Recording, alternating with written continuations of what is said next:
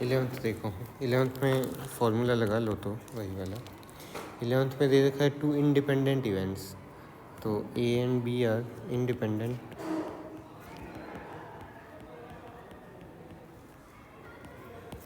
Exam में ये लिखना पहले कि ए और बी इंडिपेंडेंट है, वरना डायरेक्ट वो लिख दोगे उसका रीजन क्या है कि P of A intersection B उसके इक्वल आता है। So P of A intersection B will be equals to P of A into P of B. ये इस इंडिपेंडेंट की वजह से बना। और हमें दे रखा है पी ऑफ ए का वैल्यू दिया है 0.3, पी ऑफ बी दे रखा है 0.6। फर्स्ट पार्ट में पूछा है P of A and B, तो ए एंड बी को कैसे लिखोगे? एंड हटेगा तो इंटरसेक्शन आएगा। कई बार ना ध्यान देना पेपर वगैरह इंटरसेक्शन भी नहीं देता, ऐसे लिखा होता है, पी ऑफ ए बी लिखा होता है, तो इस ए बी का मतलब ए इंटरसेक्शन बी है वो। तो इसका बन जाएगा P of A into P of B. कर लो मल्टीप्लाई। 0.3 इंटू 0.6 तो 0.18 आ गया। अब पहले थर्ड पार्ट निकाल लो। थर्ड पार्ट में क्या है? पी ऑफ ए और बी, तो और का मतलब हो गया यूनियन। यूनियन वाला फॉर्मूला क्या था बता? यूनियन का हाँ, P of A plus P of B minus P, मतलब कि इंटरसेक्शन या यूनियन, ये इंटरसेक्शन बी। बस वैल्यूज रखो सबकी, 0.3 प्लस 0.6 माइनस 0.18, तो ये हो गया 0.9, 0.72।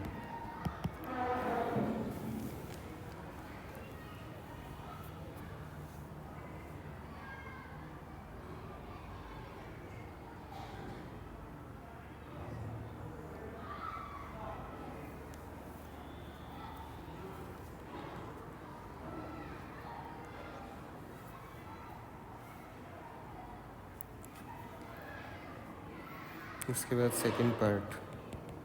सेकंड पार्ट में पूछा है P of A but not B.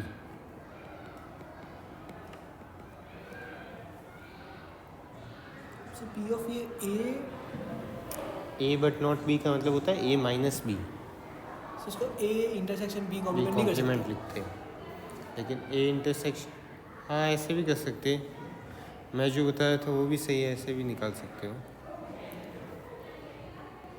जैसे ए बट नॉट बी का मतलब हुआ ए में से बी के एलिमेंट्स हटा दो और डिफरेंस को अगर कॉम्प्लीमेंट में चेंज करोगे तो ए इंटरसेक्शन बी कॉम्प्लीमेंट आ जाएगा। कल पढ़े थे हम, लास्ट में पढ़ाया था, ए और बी अगर इंडिपेंडेंट हैं तो ए कॉम्प्लीमेंट और बी कॉम्प्लीमेंट भी इंडिपेंडेंट होंगे। ठीक है, अगर ए और बी इंडिपेंडेंट दे दिया तो ए कॉम्प्लीमेंट और बी भी इंडिपेंडेंट होंगे, ए और बी कॉम्प्लीमेंट भी होंगे और ए कॉम्प्लीमेंट और बी कॉम्प्लीमेंट भी इंडिपेंडेंट होंगे। इंडिपेंडेंट का मतलब हो गया कि अगर P of A complement intersection B दिया है, इसका मतलब होगा दोनों की अलग अलग प्रोबेबिलिटीज़ को मल्टीप्लाई कर दो, P of A complement into P of B. और सर ऐसे इंडिपेंडेंट है इसलिए। और सर प्रैक्टिकली ये मीन करता है कि इस इवेंट के बाद भी इस इवेंट का प्रोबेबिलिटी चेंज नहीं होगा। गिवन दिस इवेंट, इस इवेंट का हाँ वो तो है ही, नहीं होगा। उसी से ये वाला फॉर्मूला बना है हमारा वैसे। हाँ तो यहाँ पे इसको लिख लो, P of A into P of B complement. ठीक है, रीजन लिखना हो तो साइड में लिख लेना। Since A and B are independent, so A and B complement are also independent.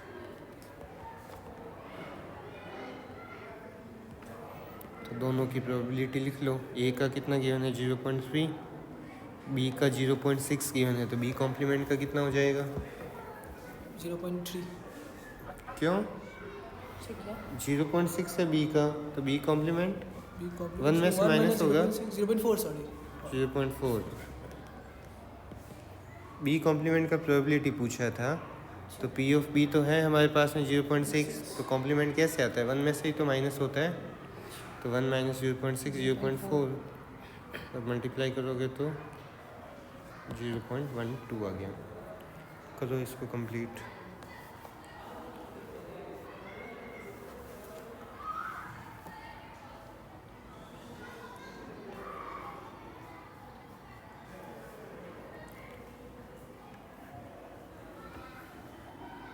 हो गया।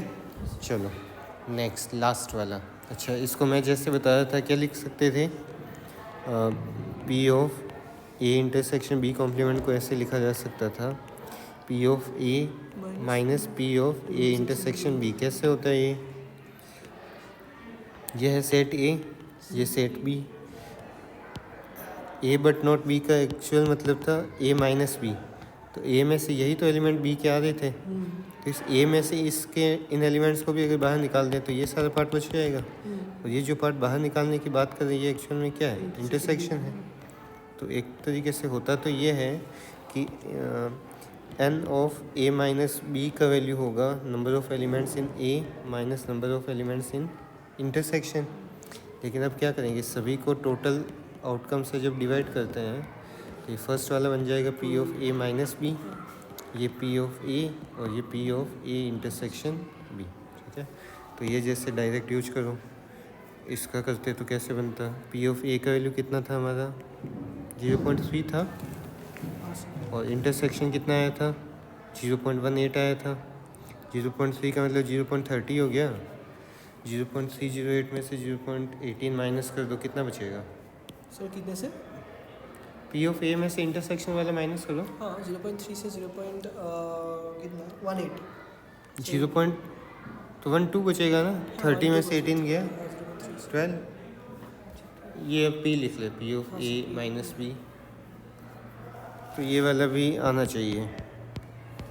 P of A minus B कहो चाहे P of A intersection B complement कहो, एक ही बात। अभी यही पूछता तुम्हें P of B minus A बताओ, तब क्या लिखते। बी में से क्या माइनस होता, P of A union B, intersection minus intersection ही होता, इंटरसेक्शन वाला पार्ट हट जाता। ठीक है, नेक्स्ट लास्ट देखो, मंजू मैडम कहती है last but not the list. Neither A nor be. Neither A nor be का मतलब ना तो ए है और ना ही बी है। मतलब ए यूनियन बी का कॉम्प्लीमेंट। हाँ, पहले तो A complement intersection B complement लिखो, ये बन जाएगा P of A union B का होल कॉम्प्लीमेंट। होल कॉम्प्लीमेंट को फिर चेंज कर देंगे 1 minus P of A union B. तो ये तो हमारे पास पहले आया था, कितना था 0.72 था, तो 1 में से इसको माइनस करो 0.28। वैसे इतना करने की ज़रूरत नहीं थी, एक और तरीके से कैसे आता है बताओ, और कैसे निकाल सकते थे। अभी ऊपर लिखे थे ए और बी इंडिपेंडेंट हैं, तो ए कॉम्प्लीमेंट और बी कॉम्प्लीमेंट भी क्या होंगे, इंडिपेंडेंट होंगे ना। तो इसको क्या लिख सकते थे, P of A complement into P of B complement लिखा जा सकता था।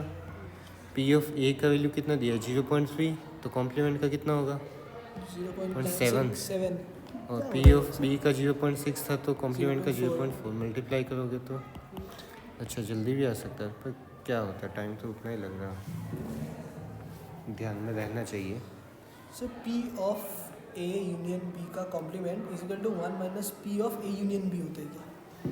हाँ, पी ऑफ ई का, पी ऑफ ई कॉम्प्लीमेंट का मतलब क्या होता है 1 माइनस पी ऑफ ई होता है।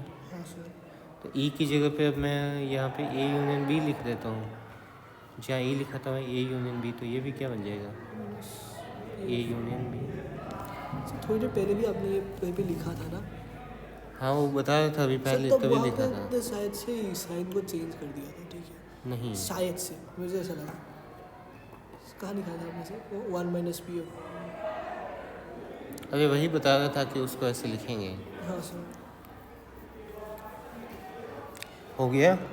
चलो नेक्स्ट देखो 13 वाला। हाँ 13 में पूछा है two balls are drawn at random with replacement. तो रिप्लेस करना है पहली बात, तो मतलब अंदर में बॉल सेम ही रहेगी, तो रिप्लेसमेंट करना है। टोटल बॉल्स है हमारे पास में, ब्लैक है 10 और वेट दे रखी है 8। बॉल्स ड्रॉ करनी है कितनी 2 balls are drawn. Total balls कितने हैं सर। ब्लैक 10 दिया है, रेड 8 दिया है। फर्स्ट पार्ट इसको हम कॉम्बिनेशन वाला यूज करके करेंगे। जैसे बोला है P of both balls are red, so combination वाला नहीं कर पाओगे। Both balls are red, combination वाला यूज़ तब करना है जब विदाउट रिप्लेसमेंट हो, क्योंकि उसमें जैसे पहले 18 वॉल से एक बार निकालने पीछे कितने बचेगी, 17 ही बचेगी, लेकिन विथ रिप्लेसमेंट में हर बार कितना आएगा, 18 बॉल्स ही रहेगा अंदर। ठीक है, तो P of both balls are red का मतलब हो गया, देखो फर्स्ट बॉल आया रेड तो पी ऑफ R1 लिखो। ठीक है, अब फर्स्ट बॉल रेड आने के बाद उसको तो वापस पुट कर दिए, अब सेकंड बॉल रेड चाहिए तो उसको क्या लिखेंगे, पी ऑफ R2 ही लिखेंगे। मान लो भी यही होता विदाउट रिप्लेसमेंट होता तब क्या लिखते, फर्स्ट बॉल रेड आ गया, अब सेकंड वाला रेड आया तो उसके लिए पॉसिबल क्या होगा, रेड कम भी होगी, तो वो डिपेंड कर रहा है कि पहले क्या आया था तुम्हारा। ठीक है, जैसे पहले अगर रेड बॉल आई थी प्रोबेबिलिटी कितनी होगी, 8/18, अब वापस रेड आनी चाहिए तो एक को हमने बाहर ही रखा, अगर रिप्लेस नहीं किया तब कितना बचेगा, 7/17 बचेगा। लेकिन अभी तो सेकंड और फर्स्ट दोनों इवेंट एक दूसरे पर डिपेंड ही नहीं किए, क्योंकि बॉल तो वापस उतनी हो गई। तो उसका स्क्वायर हो जाएगा कि हाँ, 8/18 इंटू 8/18 तो कितना हो गया, 4/9 इंटू 4/9, 2 से काटा ऊपर नीचे तो 16/81। ठीक है,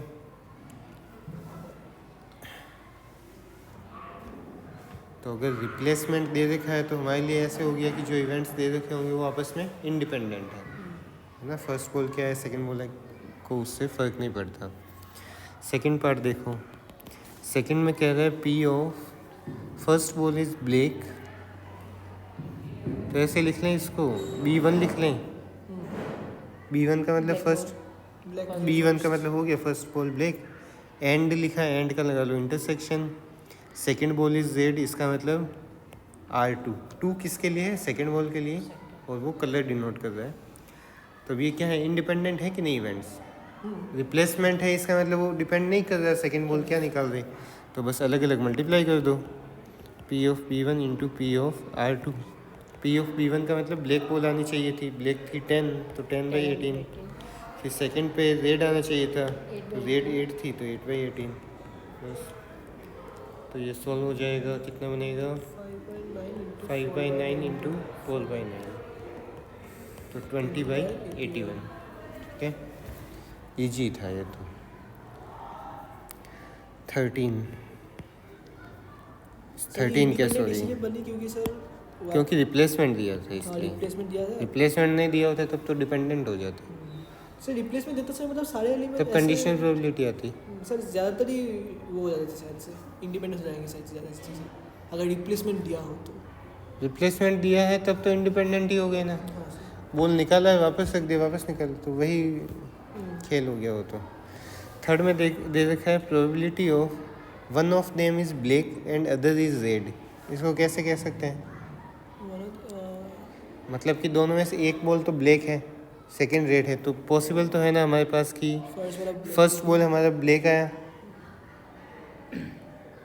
और and second ball is red,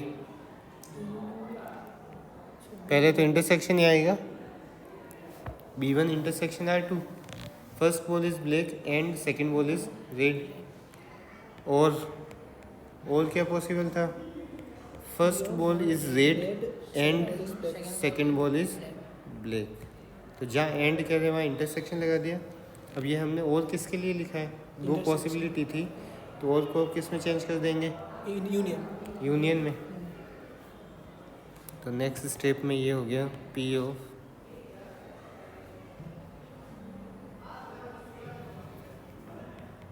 B1 intersection R2 union R1 intersection B2। ठीक है,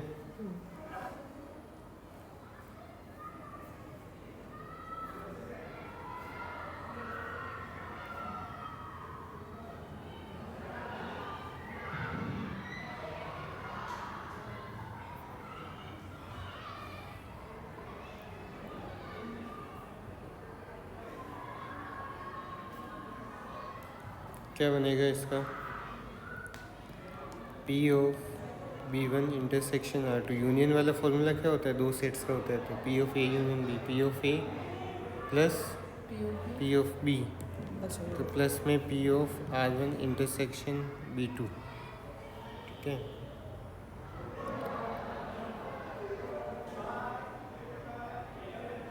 माइनस में होता है दोनों का इंटरसेक्शन, लेकिन दोनों इंटरसेक्शन हो गया एलिमेंट। देखो पहला वाला ऐसे कह रहा है कि फर्स्ट बॉल ब्लैक आया, सेकंड रेड आया, मतलब पहले ब्लैक है फिर रेड है। दूसरे वाले में है कि पहले रेड आया फिर ब्लैक आया। इंटरसेक्शन बॉल्स तो बाहर आ रही है, लेकिन जैसे हम इनको फर्स्ट और सेकंड की रेस्पेक्ट में लिख रहे हैं, तो एक तरीके से तो ये पेयर की तरह हो गया, तो दोनों में कॉमन नहीं मिलेगा, म्यूचुअली एक्सक्लूसिव। म्यूचुअली एक्सक्लूसिव होके, इसलिए माइनस में जो हम P ऑफ इंटरसेक्शन लिखते हैं वो नहीं लिखेंगे, वो जीरो हो जाएगा। अब बस ये कर लो, बाकी डायरेक्ट ऐसे भी कर सकते हैं, तो इससे यहाँ तक भी आ सकते हैं। कैसे, फर्स्ट पॉसिबिलिटी ये वाली, और का मतलब प्लस, और फिर सेकंड पॉसिबिलिटी, क्योंकि रिप्लेसमेंट कर रहे हैं तो डायरेक्ट ऐसे लिख सकते थे। अब सबकी वैल्यू लिख लो। अब ये दोनों भी आपस में क्या है, इंडिपेंडेंट है ना, ये तो फर्स्ट और सेकंड बॉल निकालना, तो P ऑफ B1 इंटू में P ऑफ R2 प्लस में P ऑफ R1 इंटू में P ऑफ B2 आएगा, सेम ही आएगा दोनों तरफ। 10/18 इंटू 8/18, दूसरे वाले में पहले 8/18 आएगा फिर 10/18 आएगा, तो 5/9 इंटू 4/9 प्लस में 4/9 इंटू 5/9, तो 20/81 प्लस 20/81 इज इक्वल्स टू 40/81। गलती से जल्दी जल्दी करते करते कहीं अगर ऐसा आ जाए न्यूमरेटर डिनोमिनेटर से बड़ा दिख जाए, तो फिर इसका मतलब गलत हो गया, उसको वापस से देखना पड़ेगा, क्योंकि प्रोबेबिलिटी 1 से हमेशा छोटी रहती है। 16 + 81 + 16 + 81 है क्या? 16 का 10 को काटा तो 5 आया, सॉरी क्या बोलते हैं, 20/81 है। 20/81 दोनों में है, तो 20 + 20 40 हो गया। 40/81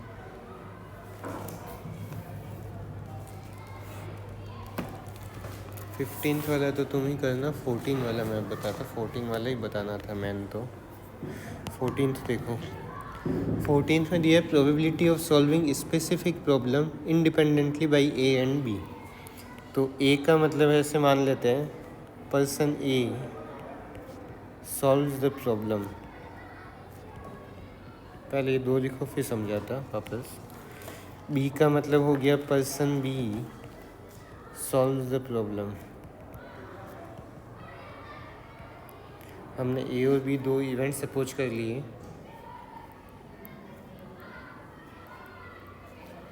ठीक है। अब क्वेश्चन में दिया है कि कोई स्पेसिफिक प्रॉब्लम है और दोनों इंडिपेंडेंटली सॉल्व कर रहे हैं, इंडिपेंडेंट ही होंगे वैसे, सीधी सी बात है वो तो। मैंने सॉल्व किया, तुम सॉल्व करोगे या नहीं करोगे मेरे ऊपर है क्या, चीटिंग नहीं करना ऐसे बिना चीटिंग के, कि भाई एक ने सॉल्व किया दूसरा अपना सॉल्व करेगा, देख के लिखना वो नहीं करना। तो लिखा है probability of solving specific problem independently by A and B are.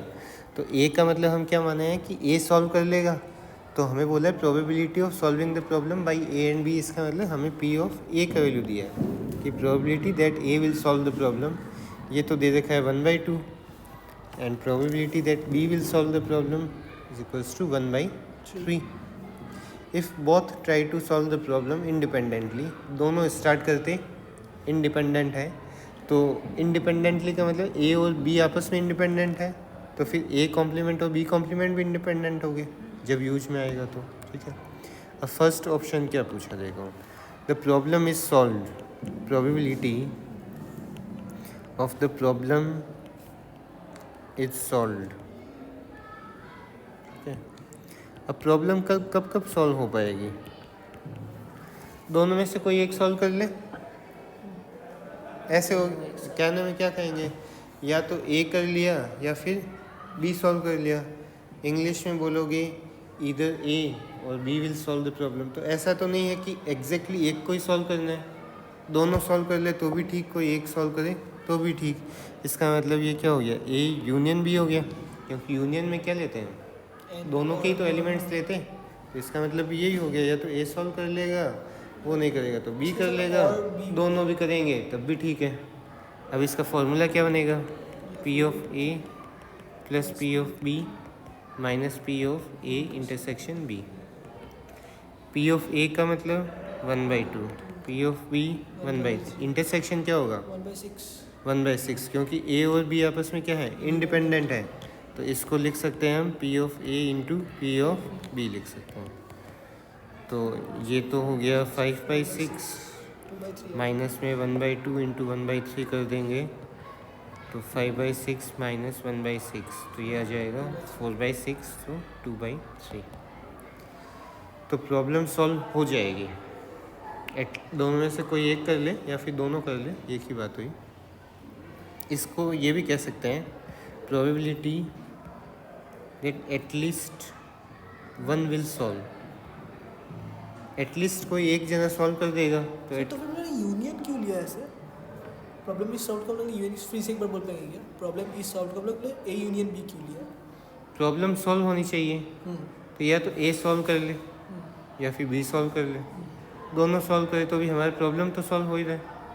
हाँ सर। तो जैसे ये सेट ए है, ठीक है, ये सेट बी है, ए यूनियन बी में कौन से एलिमेंट्स आते, ए के भी आते, बी के भी आते, इंटरसेक्शन वाले वो ए में आ गए थे तो बी में वापस नहीं लेते, यही करते हैं। तो यहाँ पे ए यूनियन बी का क्या मतलब हुआ, जैसे हाँ इसमें कि कोई एलिमेंट अगर x belongs to A union B लिखा है ऐसे, इसका मतलब क्या होगा, या तो x ए का एलिमेंट है या तो एक्स बी ने सॉल्व या फिर b का है, दोनों का भी तो हो सकता है।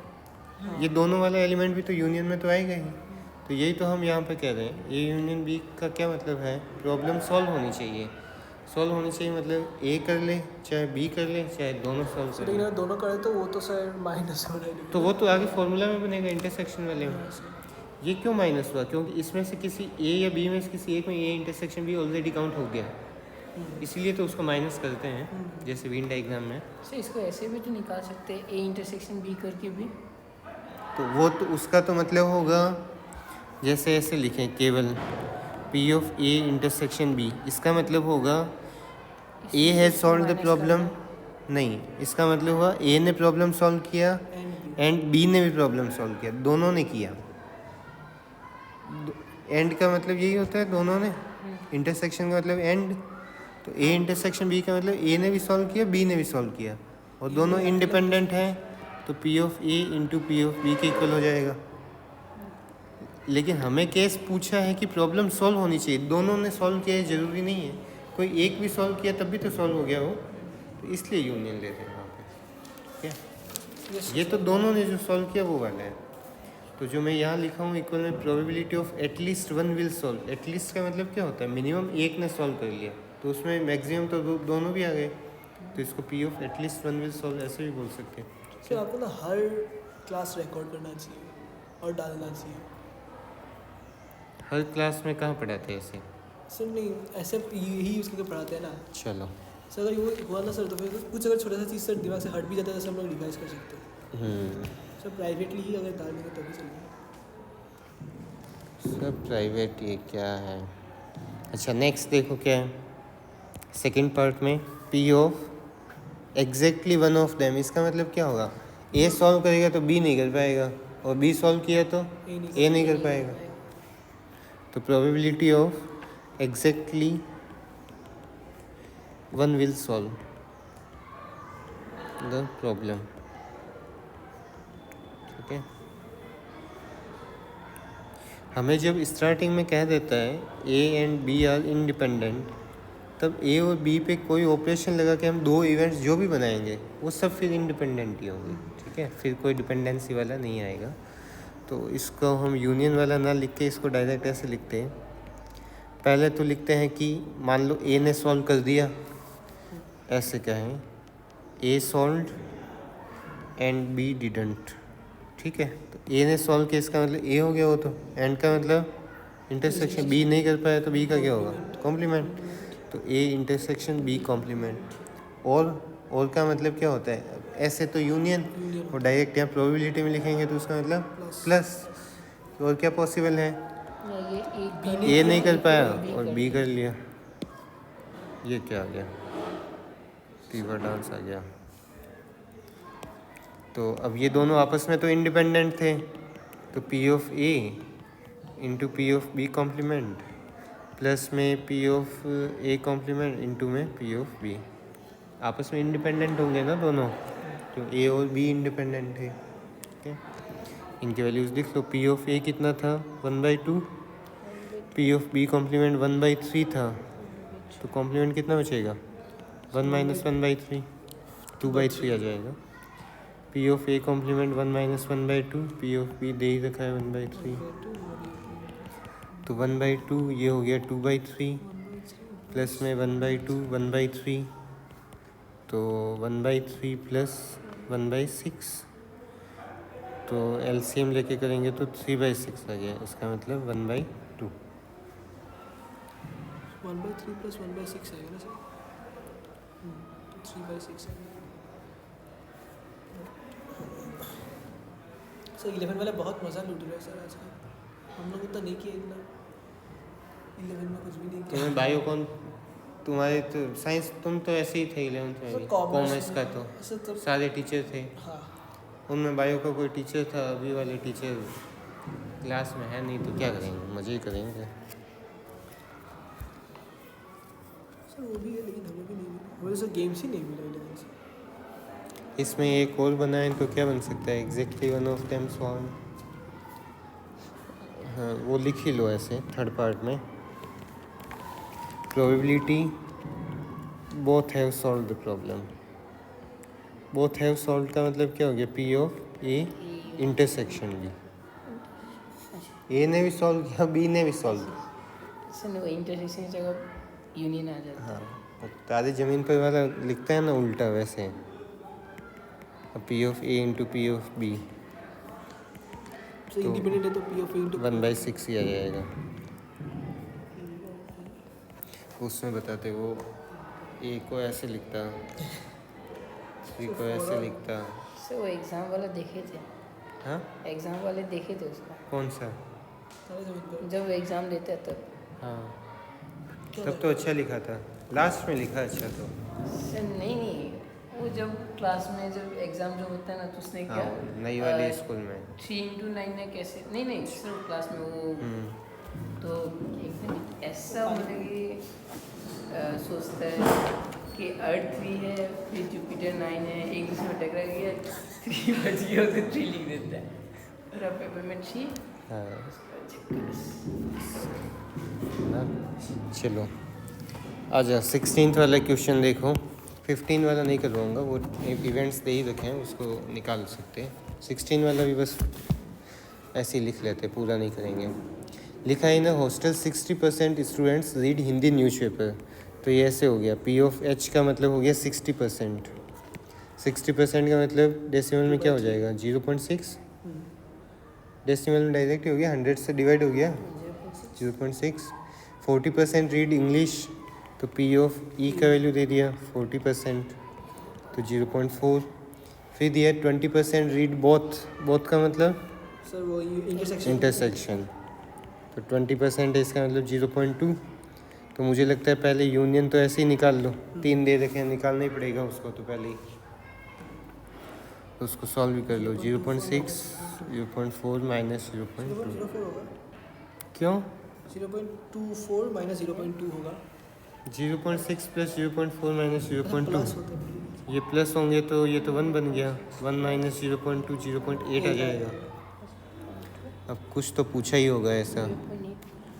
अच्छा फिर पार्ट ए में पूछा है, find the probability C reads neither Hindi nor English, Hindi भी ना पढ़ता है इंग्लिश भी ना पढ़ते, ए यूनियन बी का कॉम्प्लीमेंट, हिंदी का भी कॉम्प्लीमेंट इंग्लिश का भी कॉम्प्लीमेंट, तो इसको 1 minus P of A union B. हाँ 1 minus P of H union E. देखो यूनियन वाल एच यूनियन, ये मैंने एफ कहाँ लिख दिया, ई था वो, 0.2 एच था सॉरी। तो 1 में से 0.8 माइनस हो गया, तो कितना बच गया 0.2। ये एफ है ना, ई है, ई था वो, इंग्लिश था वो, अच्छा सर, ई एफ हो गया वो। सेकेंड पार्ट बी, बी में बोला है सी रीड्स हिंदी न्यूज़पेपर, मतलब हिंदी तो न्यूज़पेपर रीड कर लिया उसने, ठीक है, ये तो कंफर्म दे दिया। तो अब ये कंडीशनल वाला हो गया। सी हो गया ये तो। सी रीड्स हिंदी न्यूज़पेपर का मतलब ये पहले बोल दे, दो इवेंट हो गए। पहला इवेंट उसने कहा कि हिंदी रीड कर लिया, अब पूछे find the probability that C reads English newspaper, ऐसे। तो बोल दिया कि वो हिंदी पढ़ते हैं तो वो कितना इंग्लिश पढ़ती है वो लोग। सी रीड्स हिंदी न्यूज़पेपर, इसका मतलब वो गिवन वाला इवेंट है, वो कंडीशनल में जो हम लिखते हैं वो गिवन वाला इवेंट है कि हिंदी रीड पेपर न्यूज करती है, रीड करती है, और इधर इंग्लिश का हमें पूछा है। तो P of E given H, क्या था इसका formula? P of E into P of H। कहाँ? ऊपर में ई इंटरसेक्शन एच अच्छा ओके। और नीचे P of H, conditional probability.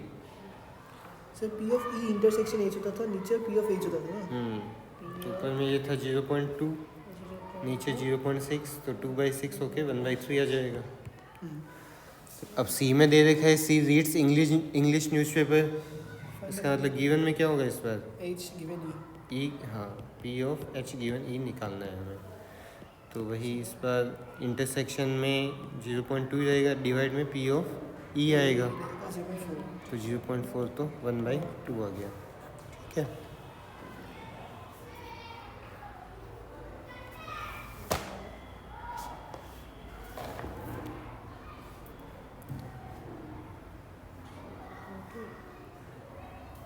Sir इस वीक में हो जाएगा क्या ये चैप्टर? इस वीक में सर चैप्टर हो जाएगा क्या? सैटरडे को छुट्टी आ गई ना, कैसे होगा? सर ठीक है। डायरेक्ट ट्यूसडे को भी तो नहीं है, वेडनेसडे ही होगा सर नेक्स्ट। क्यों ट्यूसडे को तो स्कूल आएंगे? चिल्ड्रंस डे है सर, हाफ डे है। कौन बोला? बस सर बोले थे ना। बोले आज बेटे को भगा दिया। 17 वाला क्वेश्चन देखो। 17 में दिया है probability of obtaining an even number on each dice. दो डाइस थ्रो कर रहे हैं, probability of even number on each dice का मतलब बोथ डाइस ही हो गया, ऑन बोथ डाइस। तो इसको ऐसे लिख लें, फर्स्ट डाइस पे इवन तो ई1 लिख लेते हैं, capital even, and even on the second dice, तो उसको क्या लिख लेंगे? इंटरसेक्शन। इंटरसेक्शन में 2। अब क्या ये एक दूसरे पे डिपेंडेंट हो गए कि एक डाइस को फेंका इवन आया, दूसरे पे अब नहीं आएगा, इसका मतलब इंडिपेंडेंट। तो P of even into P of E 2। और इवन नंबर आने का प्रोबेबिलिटी कितना होता है? 3/36। 3/6। 3/6 ही होता है, 3/6 ही तो होता है। 2/2 होने से 6/36 आता है। एक डाइस पे 3 होते इवन, हाँ, सर। एक डाइस का निकाल के उसको इंटू करना, हमें तो एक का ही लिखना है, अलग अलग। हाँ, टोटल आउटकम 36 होते हैं। तो उसमें तो 6 आएंगे ना, 6/36 सर लेकिन आएंगे। ये तो है ही नहीं ऑप्शन। 9/36 नहीं है, नहीं सर। क्यों? Probability of obtaining an even, अच्छा प्राइम नंबर था, हमने केवल इवन नंबर का निकाल लिया। कोई बात नहीं, काटना नहीं, नया लिखो। तो नहीं, 3 ही तो है। तो probability of even prime number तो एक ही बस। On each on both dice. EPP होगा क्या? हाँ EPP लिखिए। हाँ, इसको क्या लिखेंगे, कुछ ही लिख लो। EP1 into इवन प्राइम को ई पी लिख लेते हैं, है ना। तो फर्स्ट डाइस पे even prime number, second dice पे भी इवन प्राइम नंबर, तो अलग अलग मल्टीप्लाई हो जाएगा। Even prime number multiply by probability of even prime number on second dice. तो इवन प्राइम नंबर कौन सा होता है? 2 ही होता है केवल। तो 1/6 इंटू में 1/6, तो 1/36, ठीक है। तो भाई इवन प्राइम नंबर हो तो वही लिखना। सर कभी कभी डाइस के खेल में सर कभी कभी जब ऐसा बोला जाता है कि इवन नंबर कैसे कितना आएगा, तो सर कभी नीचे डिनोमिनेटर में 36 होता है, कभी कभी 6 होता है, वो सब चेंजेस कब आते हैं? जैसे यही वाला डायरेक्ट भी तो निकाल सकते थे, even number on both dice. Total outcomes कितने होंगे? 36। दोनों पे इवन आना चाहिए।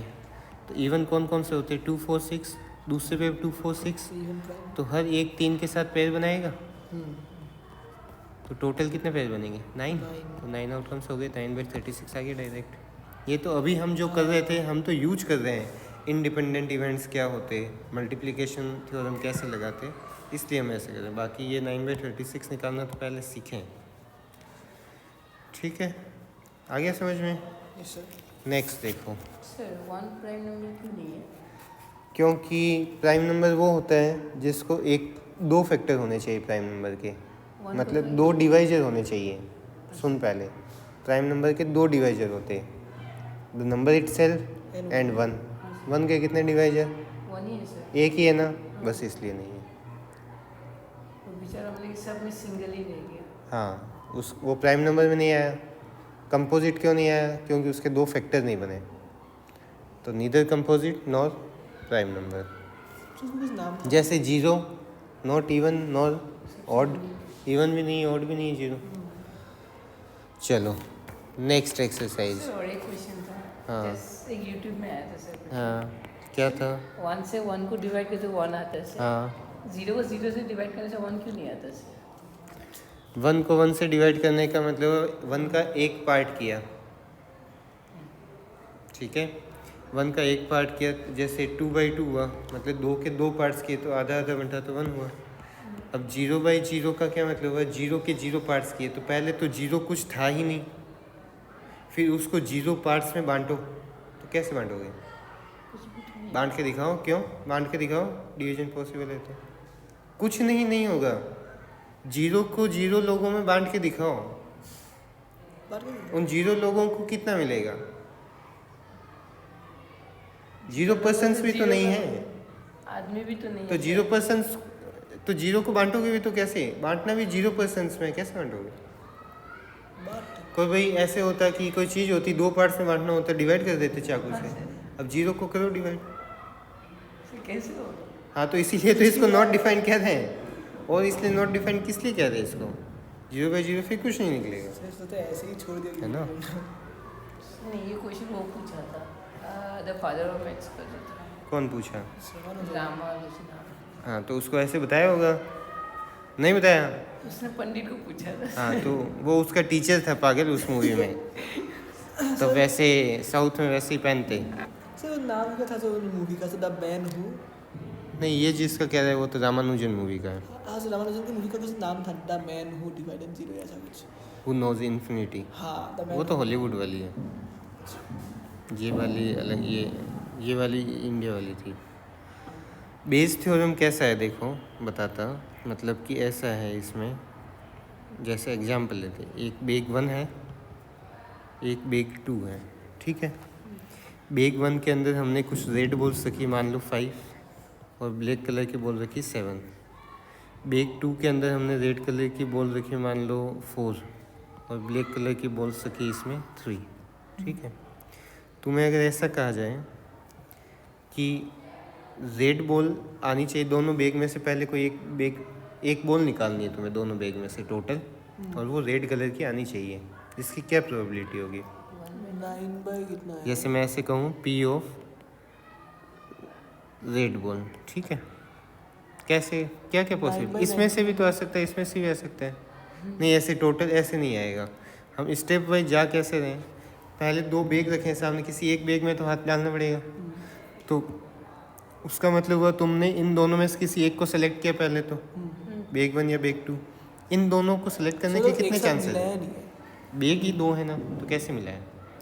अब 2 बेग हैं तुम्हारे पास, दोनों को किसी एक को पहले बेग को सेलेक्ट करोगे, कितने % चांसेस है फर्स्ट वाला आएगा? 50%। आधा आधा। इसका मतलब P ऑफ B1 का वैल्यू यहाँ पे कितना है? 1/2। P ऑफ, इसको क्या कहूँ मैं, B1 ही कह लूँ, हाँ सर। बेग ही कह लेते। बी सर, का colour मतलब, change कर दीजिए। बी का मतलब ब्लैक हो जाएगा, कलर चेंज कर देते, सही बात है। इसको येलो कर देते हैं, कुछ ही कर लो, ठीक है। B1 का मतलब फर्स्ट बेग, इसका प्रोबेबिलिटी 1/2। 1/2। सेकंड बेग का प्रोबेबिलिटी, 1/2। इसका भी 1/2। अब रेड कलर की बॉल कैसे आ सकती है? देखो, लिख, जो हम बोलने में कह रहे हैं वही यहाँ पे लिख देना है कि either we choose the first bag and then we draw ball from the bag 1। तो इसका मतलब बेग 1 तो पहले सेलेक्ट कर चुके हैं, इसका मतलब अब ये कहाँ पे आ जाएगा? गिवन में। फर्स्ट बेग सेलेक्ट हो गया, उसके बाद में तुम उसमें से रेड बॉल ड्रॉ कर रहे हो, ठीक है। First bag is selected and then the red ball is selected from bag 1। और का मतलब प्लस, तुमने मान लो सेकंड बेग सेलेक्ट किया और अब तुम्हारा रेड आना चाहिए, तो क्या लिखोगे? P of R given B2। अब ये सब तो निकाल सकते हैं। पी ऑफ B1 का मतलब बेग सेलेक्ट करने का तो 1/2 था ही। अब R गिवन B1 का मतलब फर्स्ट बेग में से रेड बॉल आनी चाहिए, तो फर्स्ट बेग में टोटल बॉल्स कितनी थी 12, रेड कितनी थी 5। इसमें सर ये तो इंडिपेंडेंट है तो फर्क ही नहीं पड़ता। कौन सा वाला R गिवन B1 का? हाँ सर हाँ तो ये तो बेग सेलेक्ट करने के बाद में हम नेक्स्ट स्टेप पे गए हैं इसमें। तो अच्छा, इंडिपेंडेंट अच्छा, में अच्छा, इसमें अच्छा, क्या हाँ, लिखेंगे सर। R इंटरसेक्शन B1, तो वो उसी बेग का वही आएगा। वो 5 उस बेग की है तो 5 ही आ जाएगा। R गिवन B2 में क्या आएगा 4/7। तो ये हमारा बन जाएगा 5/24 प्लस में 2/7। सॉल्व करेंगे तो कर लो इसको, लिखो एग्जाम्पल करके लिखो। तो 7 4 जा 28, 168, 35 प्लस 48, तो ये बन जाएगा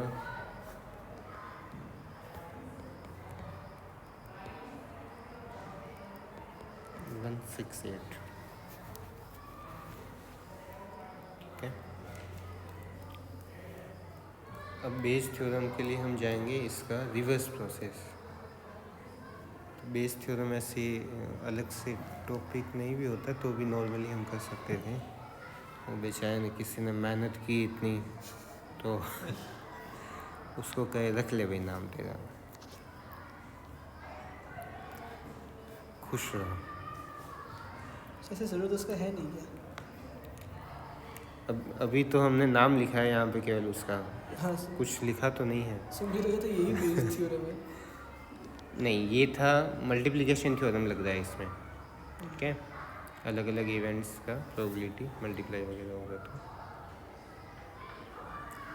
सर P ऑफ A, अगर P of A given B same हुआ, P of A is equal to P of A given B, तो A और B इंडिपेंडेंट है।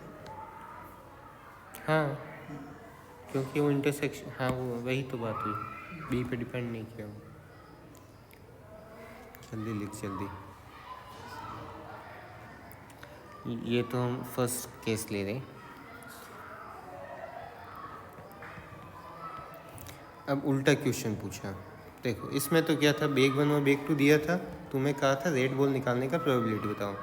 अब क्वेश्चन में तुम्हें दे दिया कि एक बॉल ड्रॉ किया हमने और वो रेड आया है। ये तुम्हें कह दिया पहले कि let the drawn ball is red. ठीक है, बॉल जो ड्रॉ किया उसका कलर कौन सा हो गया, रेड हो गया, फिक्स कर दिया। अब पूछा find the probability that ball is drawn from first bag, कि जो रेड बॉल आया था वो फर्स्ट बेग में से आया, इसका प्रोबेबिलिटी बताओ। ठीक है, सर इसको तो कॉम्प्लेक्स बनेगा। ये late the red ball is drawn ball is red, इसका मतलब क्या हुआ, ये हमारा इवेंट कंप्लीट हो गया ये तो। ठीक है, तो कंप्लीट हो गया तो वो किस में आता है, गिवन में आता है।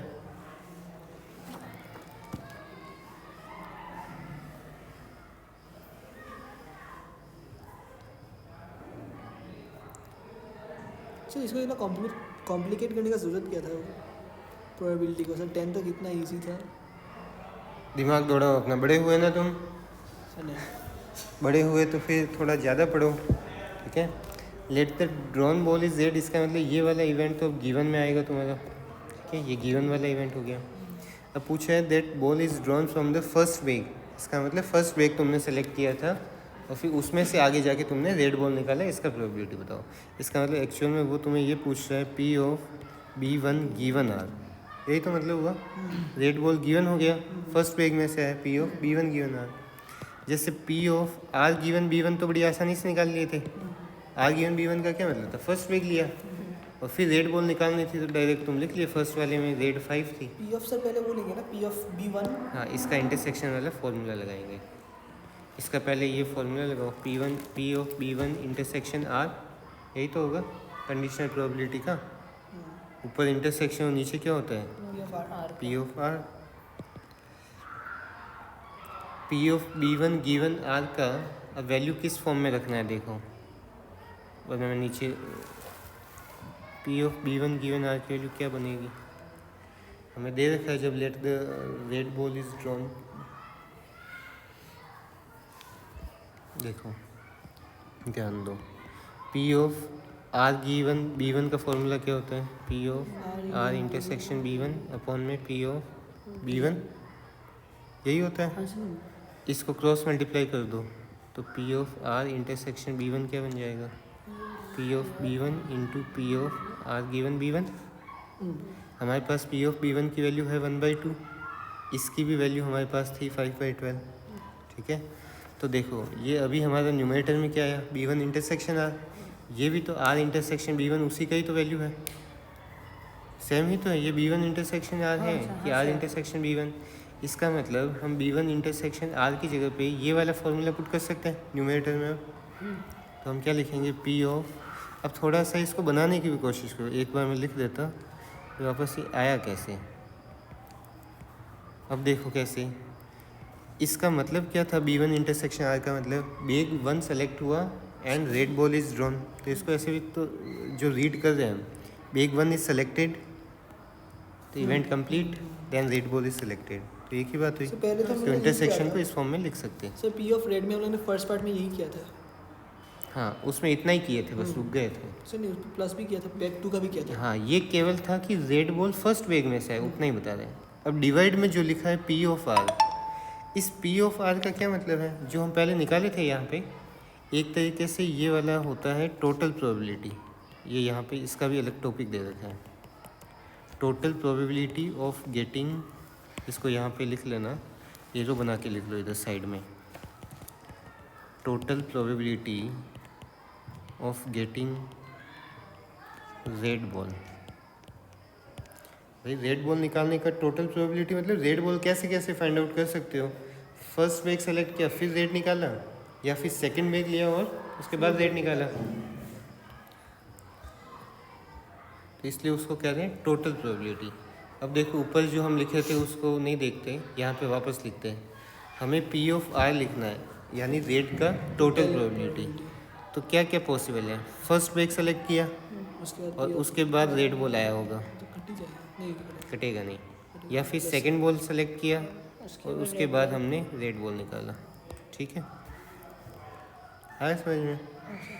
अब देखो ऊपर में नीचे वाला तो हमें हमेशा ही पता चल जाएगा, नीचे क्या आया है टोटल, ऊपर में क्या लिखना है, क्योंकि ये हमें अलग से फॉर्मूला लिख के वापस थोड़ी बनाएंगे इतना सारा। ऊपर वाला कैसा लिखोगे, देखो ऊपर में क्या क्या आ रहा है, बी वन और आर आ रहा है इसके अंदर, तो नीचे की दो जो टर्म्स थी उनमें देखो बी वन और आर किस में था, फर्स्ट वाले टर्म में, यही टर्म न्यूमरेटर में लिखा है,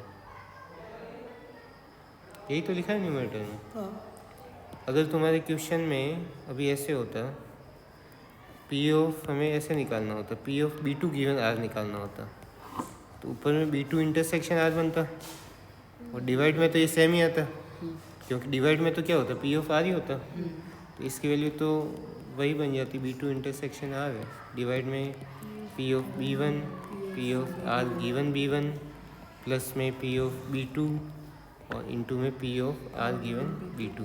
लेकिन हम न्यूमरेटर में कौन सी वाली टर्म लिखते हैं इन दोनों में से, सेकंड वाली लिखते हैं, क्योंकि सेकंड बॉल वाली बात हो रही है, तो यहाँ पे डायरेक्ट भी यूज कर सकते थे, P of B two into P of R given B to.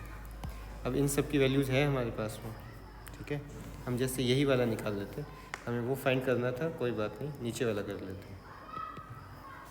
P of B to का वैल्यू कितना था, 1/2। अभी करना कौन सा है, ये ऊपर वाले से दो क्वेश्चन तो हम formula ये है। लिखे थे, हाँ सर, तो ये तो क्या है, बी वन गिवन आर है, हाँ जी। ये क्या है, बी टू गिवन आर, अच्छा दोनों में से कोई एक आता है, ऊपर वाले के नीचे अब लिख लिए तो यही सॉल्व कर लो। वो तो 5/24 आर गिवन बी टू कितना था, आर गिवन बी टू था आपका सर 5/12, बी टू सर 2/7 था, सेकंड में दो ही तो थी रेड, तो 2/7, 2/7 ही था नीचे में सर। नीचे में आपका हम निकाले थे ना, सर 83/168। ये डिवाइड में पी ऑफ आर तो हम पहले निकाले थे यहाँ पे 83/168, तो उसको डायरेक्ट यूज कर सकते हो। सर ये बी टू है ना, हाँ ये हमने ये वाला कर रहे हैं। कोई बात नहीं, अब ये लिख लिए तो हाँ, यही सर, कर लो। लेते हैं। इसके डिवाइड में तो हम टोटल अभी पहले निकाल लिए थे, तो 83/168 अभी तो डायरेक्ट यूज कर लो। B2 ऊपर में 2 से 2 कैंसिल, तो 1/7 इंटू 168/83 काट देगा 7, 7 2 जा 14, 7 4 जा 28, तो 24/83। 24 से कितना जाता है 168? 24 7 जा 168। 35 टोटल प्रोबेबिलिटी कहाँ यूज आता है? देखो हमारे पास में जैसे घर पे ऐसे है, साइकिल है, बाइक है और गाड़ी है, कार है। अब तीनों में से तुम किसी एक को सेलेक्ट करो, प्रोबेबिलिटी 1/3। उसकी भी चलो ऐसे दे रखा हो कि तुम 50% चांसेस में तो कार से ही जाओगे, बाइक से जाने का चांसेस है तुम्हारा 30% और साइकिल से जाने का है 20%। अब बोला कि अगर कार से गए तो एक्सीडेंट हो जाएगा, इसका प्रोबेबिलिटी है तुम्हारा कुछ ऐसे बोल दिया 40%। अगर तुम बाइक से गए तो तुम्हारे एक्सीडेंट होने के चांसेस हैं कुछ 70%, है ना। और अगर साइकिल से गए तो ऐसे कह दिया 10%। तो ये जो मैं बाद में जो बोल रहा था कि कार से जाने पे एक्सीडेंट होना, इसका मतलब कार से तो गए तो कार वाला इवेंट तो कंप्लीट हो गया, अब तुम्हारा एक्सीडेंट हो गया, इसका मतलब A गिवन C है वो, ठीक है। तुम बाईसाइकिल से गए और तुम्हारा एक्सीडेंट हो गया, इसका मतलब A गिवन B है वो। ये समझने पड़ेंगे, ऐसे वर्ड्स अभी मिलेंगे इस चैप्टर में। अब जैसे कि मान लो तुमने 2 प्रोडक्ट बनाए A और B, ठीक है। इनमें से आगे जाके तुमने अगर A वाला बनाया वो सेल होगा, इसका प्रोबेबिलिटी तुम्हें दे दिया कि 40%, और जो तुमने B बनाया वो सेल हो जाएगा, इसका प्रोबेबिलिटी दे दिया 60%। तो ये एक्चुअल में किसका वैल्यू है? P of S given A बनाने के बाद में वो सेल हुआ, और B बनाने के बाद सेल हुआ तो P of S given B, ठीक है। तो ऐसे वर्डिंग्स को हमें समझ के क्वेश्चंस करना है। बस ये जो हम किए हैं रिवर्स प्रोसेस, हम क्या निकाले, रेड बॉल आ गया था और वो सेकंड बैग में से आया था, तो सीधा वाला तो सभी कर लेते कि पहले बैग सेलेक्ट किया फिर वही रेड बॉल आया, तो सीधा सीधा दिख रहा था रेड बॉल का प्रोबेबिलिटी कितना होगा भाई, या फिर टोटल प्रोबेबिलिटी जैसे। इसमें तो क्या कि तुमने एक बॉल निकाला वो आ गया रेड, अब बताओगे तुमने पहले वाले में से निकाला, उल्टा क्वेश्चन पूछ लिया, ठीक है। तो बेस थ्योरम को नॉर्मल रिवर्स प्रोसेस भी कह सकते हैं। ऐसे बोलते हो तो डिपेंडेंट है। हाँ डिपेंडेंट तो है ही, हुआ ही होगा। P of B intersection R से P ऑफ B। बेग 1 ले लिया, उसके बाद किससे डिपेंडेंट है? पहले डिपेंडेंट था बेग 1 में बेग 2 में से, कि कौन सा ले रहे हैं? Sir P of B1 equal R। Sir हाँ तो R जो है B1 पे डिपेंडेंट है। हाँ सर, तो हम लोगों ने जो P of B1 intersection R लिया था उससे हम लोगों ने सर वो इंडिपेंडेंट वाला फॉर्मूला लेके सर ये डिराइव किया जो। कौन सा? सर ये डिपेंडेंट लिए इंडिपेंडेंट। हाँ सर ये तो हमने B1 into P of R लिखेगा, और क्या लिखेंगे इसको? सर नहीं P of B1 into P of R, हाँ सर तो यही लिखेगा। सर नहीं, इसमें तो R गिवन B1 था ना। अच्छा तू ऐसे कह रहा है कि P of B1 intersection R जहाँ आया, हाँ, ये दोनों आपस में इंडिपेंडेंट है, सर डिपेंडेंट है। ये दोनों। हाँ हाँ आपने ठीक, बोला था सर डिपेंडेंट है। सर, क्योंकि dependent है रेड कि बॉल नहीं? बेग 1 में से निकल रही है, हाँ B1 और R डिपेंडेंट है आपस में, है ही। रेड बॉल डिपेंड नहीं कर रही बेग 1 के ऊपर। अगर बेग 1 सेलेक्ट करेंगे तो रेड बॉल की प्रोबेबिलिटी अलग आएगी, बेग 2 सेलेक्ट करोगे तब रेड बॉल की प्रोबेबिलिटी अलग आएगी। और सर R का सर यूनिवर्सल सेट में भी सर अलग ही आएगा, क्योंकि सर उसमें सर 12 प्लस 9 से दोनों बैग के बॉल आ जाएंगे ना। तो ऐसे तो हम P ऑफ R डायरेक्ट नहीं निकाल सकते कि टोटल बॉल 12 और 7 होके 19 हो गया, हाँ क्योंकि रेट टोटल से नहीं आ रहा, बॉल्स ऐसे खुले में नहीं रखी है। बॉल्स के लिए पहले तुम्हें एक बैग को भी तो उठाना पड़ेगा, मतलब कि पहले मतलब तुम्हारा डिपेंड कर रहा है रेड बॉल आना, बैग कौन सा सेलेक्ट किए तो। अच्छा सर इसीलिए P ऑफ B1 उसका P of R given B1 होता है। हाँ भाई B1 इंटरसेक्शन का R का मतलब है रेड बॉल तुम्हारा फर्स्ट बैग में से आया है, या फिर ऐसे हो गया कि हाँ वही हो गया, रेड बॉल फर्स्ट बैग में से आया है, तो पहले तो तुम्हें बैग 1 तो सेलेक्ट करना ही पड़ेगा उसके लिए, उसके बाद ही तो रेड निकाल पाओगे, तो R गिवन B1 बनेगा। नहीं तो पहले एक काम करना पड़ेगा फिर उसके हाँ बाद। बिल्कुल, तुम्हें अगर बोल्ट कसना है कहीं पे तो पहले कई सारे उनमें से एक तो उठाना पड़ेगा, बोल्ट और नट्स में से तुम किसी को सेलेक्ट करोगे, उसके बाद तो उसको टाइट वगैरह जहाँ भी करना है। क्या पूछ रहा था? सर मैं पूछ रहा था सर, ये जो चीज़ था हम लोगों ने अपने उसमें उससे डिराइव किया था, क्या बोलते हैं, इंडिपेंडेंट वाले उससे। इंडिपेंडेंट वाले से Independent नहीं से किया क्या मैंने, था? उससे कंडीशनल किया। वाले हाँ, से निकाला conditional से था। किया हाँ, तो कंडीशनल वाले में आता है ना यहाँ पे ए इंटरसेक्शन बी, इसलिए उसको क्रॉस मल्टीप्लाई कर दिया। ठीक है, सर कंडीशनल होने के लिए दो सेट को सर वो होना ज़रूरी नहीं है, इंडिपेंडेंट होना, मतलब प्रोबेबिलिटी को। डिपेंडेंट हो इंडिपेंडेंट हो कंडीशनल नहीं प्रोबेबिलिटी सभी में निकलती। अगर डिपेंडेंट होंगे तो ए गिवन बी का ये फॉर्मूला लगेगा अलग से, और अगर इंडिपेंडेंट होंगे तो ए गिवन बी वापस से पी ऑफ ए के इक्वल आ जाएगा। यही तो हो रहा था, इंडिपेंडेंट में बी के ऊपर डिपेंड नहीं किया, तो कंडीशनल प्रोबेबिलिटी तो दोनों ही केस में निकलेगा। ठीक है, तो इसका फर्स्ट क्वेश्चन तो करें क्या, हो गया, टाइम हो गया, चलो कल देखेंगे।